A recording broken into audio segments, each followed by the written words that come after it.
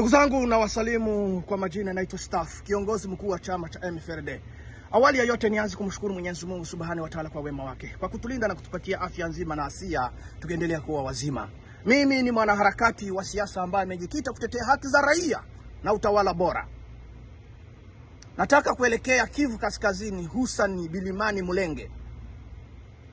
Wanyamulenge ambao watasikia hii video, nataka kuwaambia swali moja. Wahenga walisema ya kwamba ukitaka kuandika historia ya maisha yako, usimruhusu mtu kushika kalamu. Nataka kuwauliza, kwa kweli tunaandika historia ya maisha yetu wala tunaandikiwa historia ya maisha yetu?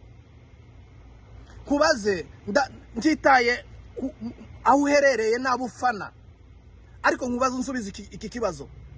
Iyo abaturage bari muri eneo zitagera umuhanda, hatagera indege, hatagera abantu twaye ibicuruzwa by'ubuzima bwa buri munsi, abo baturage bitwiki? Kawe muntu ugifite ubumuntu, abo baturage ni abaturage bubuhe bwoko? Hao raia ni raia wa aina gani? Lakini nataka kuambia Wanyamulenge, raia ambao wako ndani Bilimani huko Mulenge ni raia ambao wanataka haki kama raia wengine duniani. Watoto